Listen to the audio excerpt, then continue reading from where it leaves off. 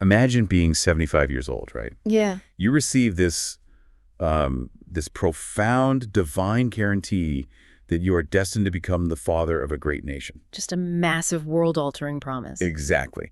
And then barely a few weeks later, you were literally handing your wife over to a foreign dictator just to secure a meal. Yeah, it's quite the pivot. It's wild. But that is the actual unfiltered trajectory of one of antiquity's most revered patriarchs.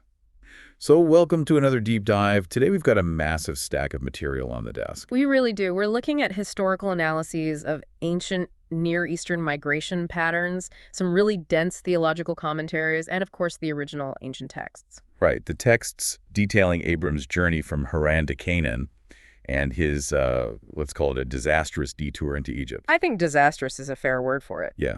So our mission today is to explore this profound tension, the tension between a universe-altering promise of greatness and the gritty, on-the-ground reality of human survival. Because we are looking at a narrative that has shaped millennia of cultural and religious thought.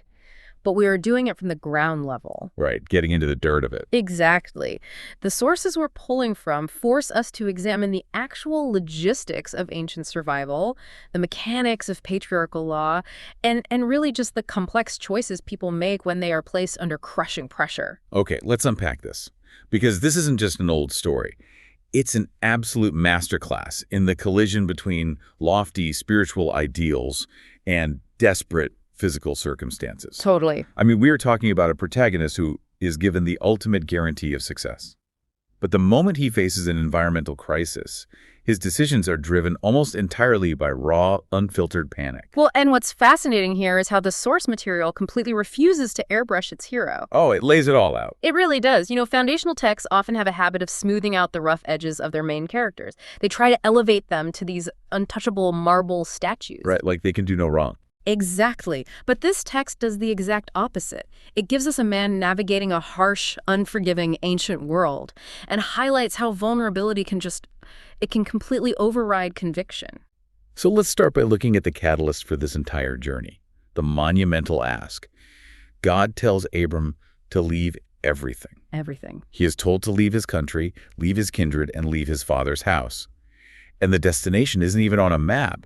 It's just, quote, a land that I will show thee. Which is an incredible leap of faith. Right. But the promises attached to this blind leap are staggering. God says he will make him a great nation, bless him, make his name great. That he'll be a blessing to others. Yeah, that God will bless those who bless him, curse those who curse him, and that in him all families of the earth will be blessed.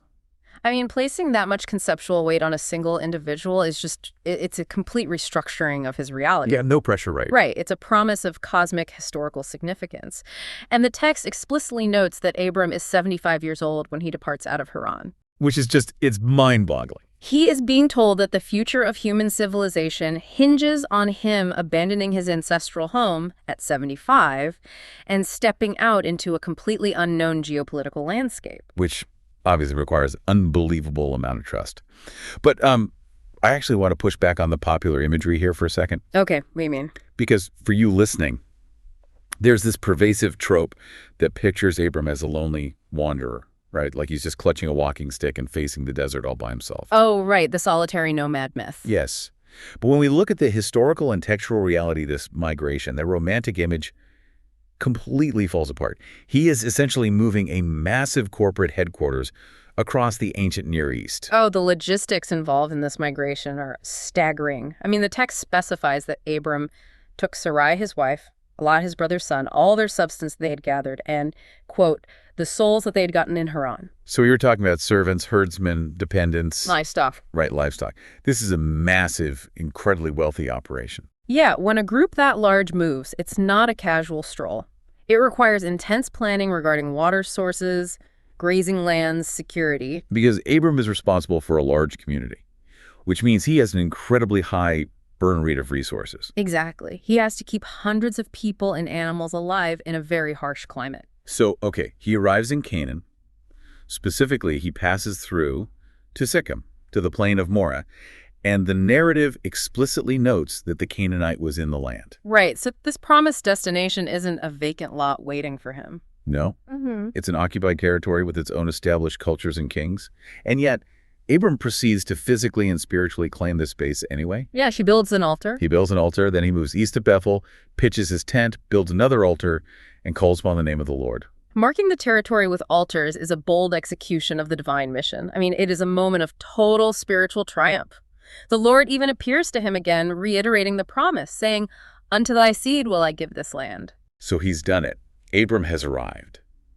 The abstract promise is finally tethered to a physical location. But spiritual promises don't water the crops. No, they certainly do not.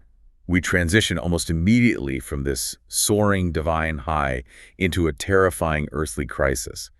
Abram journeys further south, and the text introduces this catastrophic variable, a grievous famine in the land. Yeah, the mechanism of the land, meaning agriculture and grazing, it just completely fails. And so you have to wonder, how does a believer justify or process that kind of whiplash? Right. You are promised this specific territory by the divine, and almost the minute you get there, the environment tries to starve you to death. Well, and analyzing the paleoclimatology and history of the ancient Levant really helps explain the severity of this. Okay, lay that out for us. So in the ancient Near East, a grievous famine wasn't just, an economic downturn. Right, inflation's a bit high this year. Yeah, no, nothing like that. It was a mass extinction event for a pastoralist community. When the rains fail, a large operation like Abram's, with all those dependents and all that livestock, will consume its reserves in a matter of weeks. Wow, weeks. Yes. You either move or your entire community dies. The physical environment simply overrides the spiritual itinerary. So it forces a brutal pivot from idealism to pragmatism. Completely. He has to abandon the promised land almost instantly to go down into Egypt to sojourn there, because the Nile River provides a reliable water source that isn't dependent on local rainfall. Right. Egypt is the ultimate safety net during a drought. But crossing that border introduces a completely different kind of threat. Famine threatens starvation, but migrating into a foreign superpower brings intense geopolitical vulnerability. Exactly. Entering the domain of the Egyptian pharaoh means moving from an environmental threat to a cultural and legal one. Because Abram is a refugee. Yes, he is a refugee. He has considerable wealth in terms of flocks and servants, sure. But he has zero political protection. He has no local allies. No standing army. Right.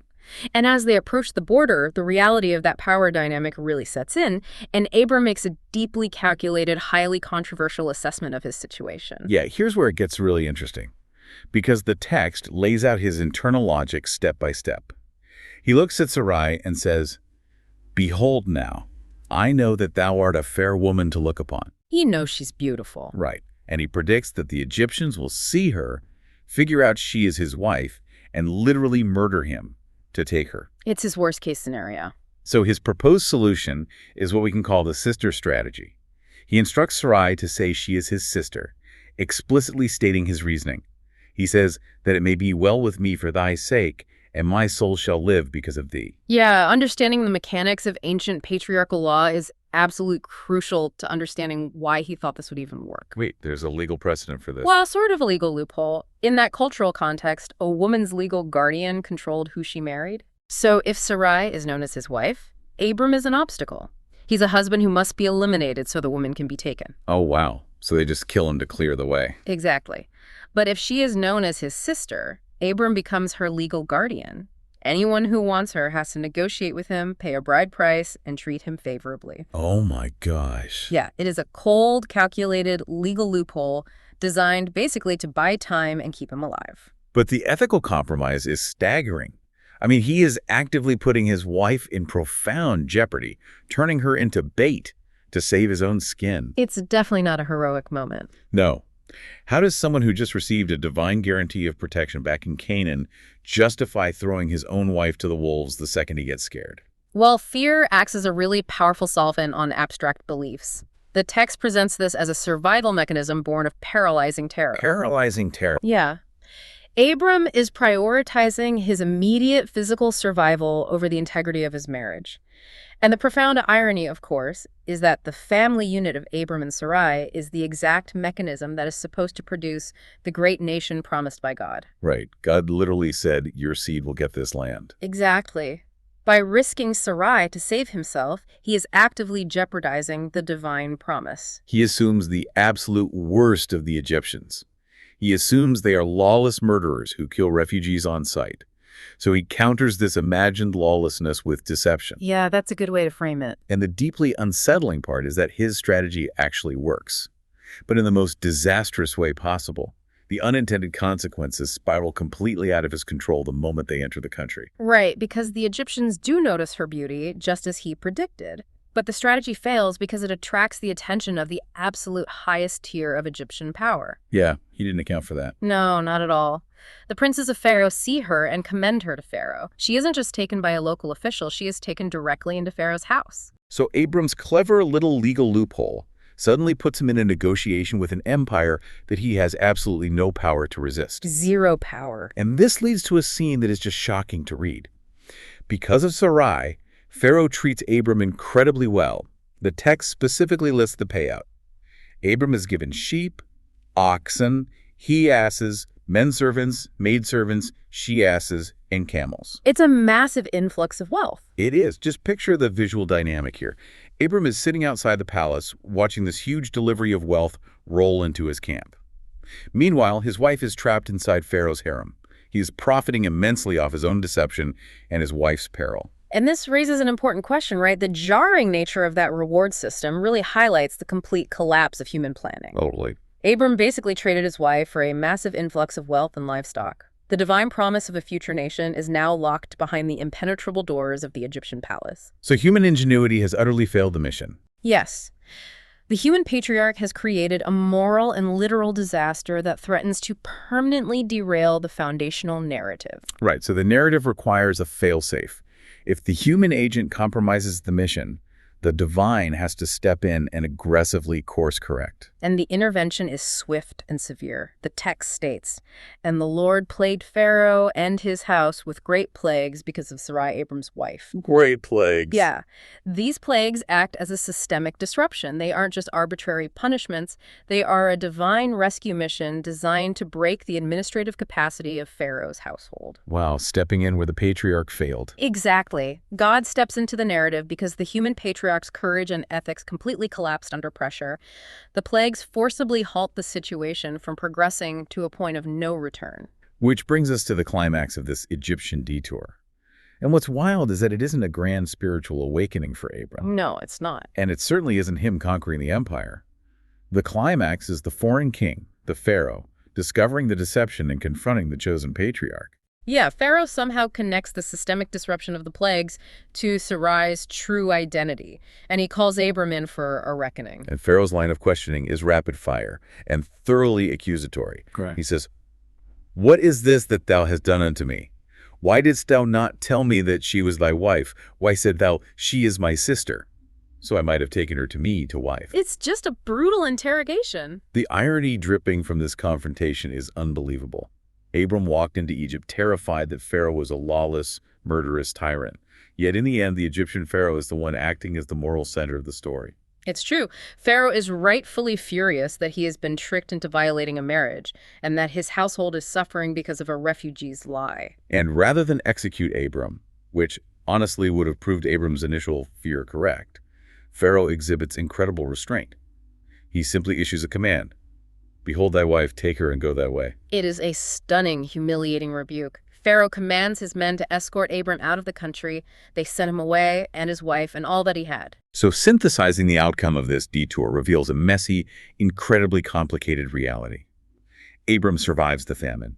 He isn't murdered by the Egyptians. He actually leaves Egypt wealthier than when he arrived. Right, keeping the sheep, oxen, camels, and servants acquired through his deception. And he leaves with his wife. Yes, but he leaves in utter disgrace. He is deported by the king's guard, escorted to the border for being a liar who brought chaos to a host nation. It is a profoundly flawed execution of a divine journey.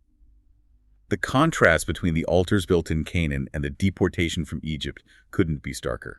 Reconciling the idea of a divinely chosen hero with the reality of a terrified, calculating refugee is the core challenge of reading these texts. Abram is fearful, he calculates poorly, he jeopardizes the core of his family, and he has to be bailed out by divine intervention and the surprising ethical standards of a foreign king. Yeah, when we dissect these foundational stories, it becomes clear they don't offer us flawless heroes. This narrative is a raw, unflinching look at the collision between lofty destiny and desperate survival tactics. characteristics. It forces us to acknowledge that even the most revered fethers in antiquity navigated paralyzing fear, operated in extreme ethical gray areas, and dealt with the intense vulnerabilities of being an outsider. They were human. Extremely human.